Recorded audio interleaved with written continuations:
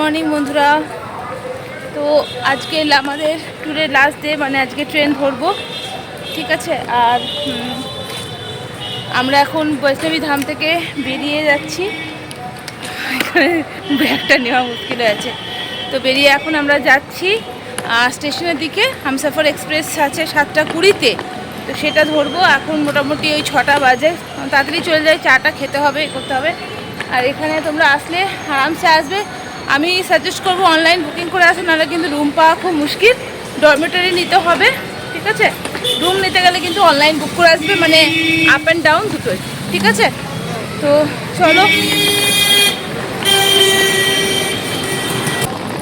তো চলো এখন স্টেশনের দিকে যাওয়া যাক। কি হচ্ছে যাচ্ছে দেখি। আর খুব সুন্দর এখানে জায়গা। হ্যাঁ, চা খাবো। তো আর্লি মর্নিং সকাল 6টার সময় বৈষ্ণবী ধামের বাইরে জম্বুর যে বাজার, মেন মার্কেট বা স্টেশন যাওয়ার যে রাস্তা, সেটা তোমাদেরকে দেখিয়ে দিচ্ছি। আর এখানে বাবা চায়ের অর্ডার দিচ্ছে। অভি একটু এগিয়ে গেছে, অভি চা খাবে না। তো আমরা এখন চলে এসেছি হামসফর এক্সপ্রেসে। আর আমাদের একদম বগি পড়েছে ইঞ্জিনের পিছনেই। এটা আমাদের বগি কত, B16, ঠিক আছে। তো খুবই জম্বুতারা স্টেশনের খুবই দুর্দশা অবস্থা, প্রচণ্ড বাজে অবস্থা। স্টেশনের অবস্থা দেখতে পাচ্ছ, একদম বাজে। এত এত মানুষ এখানে আসে, কিন্তু কোনো এটা ঠিক করার ব্যাপার নেই। তো চলো ট্রেনের ভেতরে যাই। এখনো ট্রেন পরিষ্কারই হয়নি।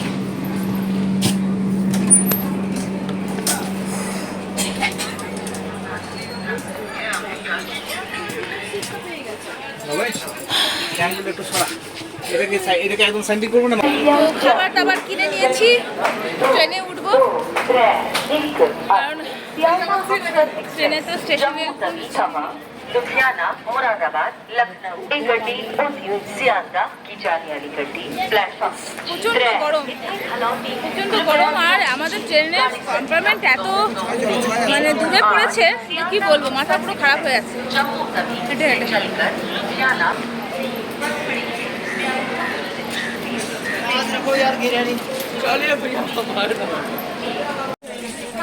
ফাইনালি আমাদের ট্রেন ছেড়ে দিয়েছে জম্মু স্টেশন থেকে। আর এখনই আমি জরাজীর্ণ অবস্থা আমার, এত গরম। এতক্ষণে কি হচ্ছি, আমার আজকে খুব ভালো লাগছে, আমি বাড়ি যাচ্ছি।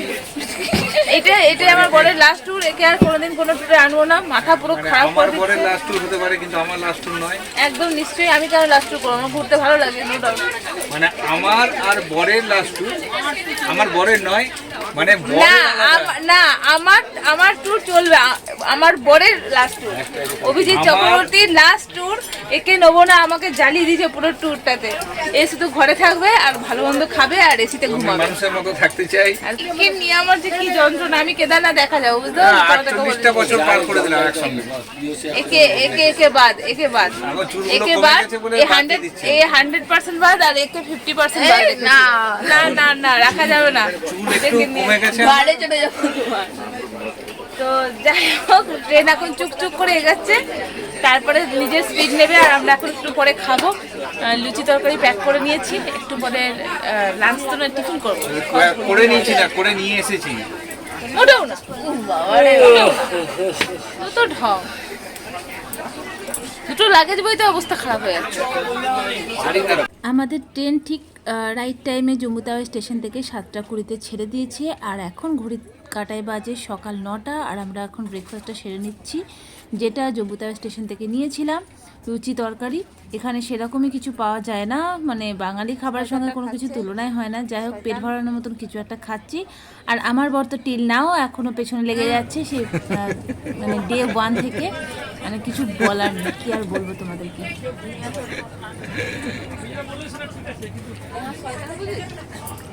আমরা ঘুরতে যাই না, খেতে যাই না, শপিং করতে যাই, এখান থেকে বুঝতে পারবেন আপনারা।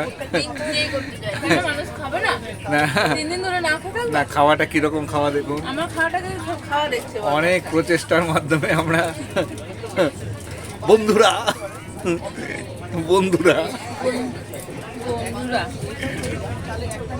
জলের বন্ধুরা, আমরা খেতে যাই না ঘুরতে যাই, নাকি আমরা খালি কিনতে যাই? হ্যাঁ, আপনারা লাঞ্চ দিচ্ছেন ডিনারের টাইমে, হ্যাঁ? আর ডিনার দেবেন কি পরের দিন সকালে? এখন ঘড়ির কাঁটায় বাজে দুপুর 3টে, আর এই সময়ে আমাদের লাঞ্চ দিয়ে গেল। তো সেই জন্য তাদের সাথে একটু আমার মানে আর্গুমেন্ট হয়েছে, কারণ যাওয়ার সময় যে সার্ভিসটা আমরা পেয়েছিলাম আসার সময় কিন্তু সেই সার্ভিসটা সেম ট্রেন, কিন্তু সেই সার্ভিসটা নেই। তো সেই জন্য একটু রাগারাগি হয়েছে। তো যাই হোক, এখন বিকাল 4:30-5টা বাজে, আর আমরা এখন চা খাচ্ছি। তো দেখবে যাওয়ার সময় যে এনার্জিটা থাকে বা আনন্দটা ফুর্তিটা থাকে সেটা কিন্তু আসার সময় থাকে না, প্লাস ভীষণ টায়ার্ডও হয়ে যায়। তো এই আর কি।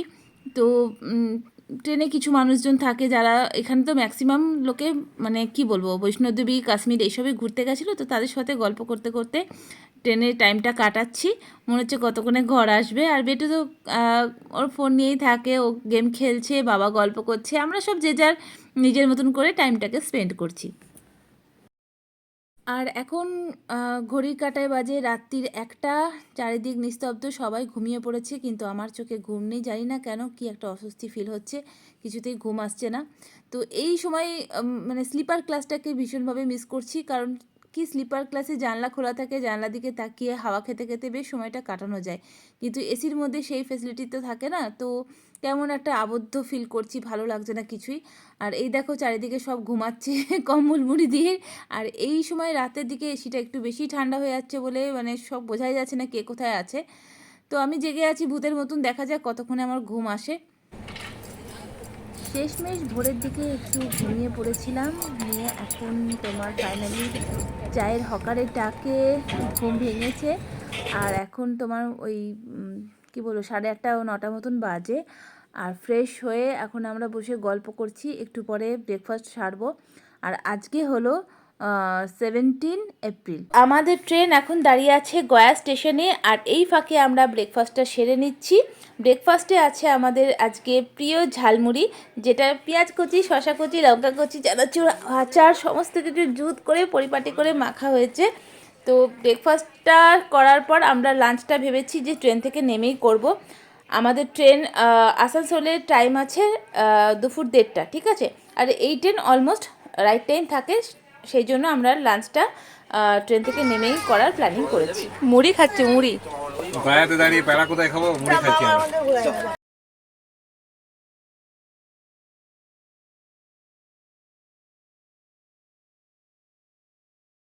আমরা ফাইনালি হামসাফর থেকে নেমে গেছি লাগেজ নিয়ে, আর হামসাফরকে টাটা।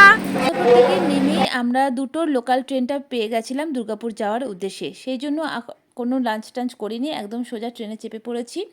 আর বেটুর শরীরটা যেহেতু ভালো লাগছিল না, সেহেতু আমি আর ব্লগটা কন্টিনিউ করতে পারিনি। তো আমাদের জম্মু টু দুর্গাপুর জার্নির যে ব্লগ, সেটা তোমাদের কেমন লাগলো অবশ্যই কমেন্ট করে জানিও। আর ভালো লাগলে আমার চ্যানেলটি সাবস্ক্রাইব, ভিডিওটি লাইক, আর একটা ছোট্ট কমেন্ট করতে একদম ভুলো না। ওকে, টাটা।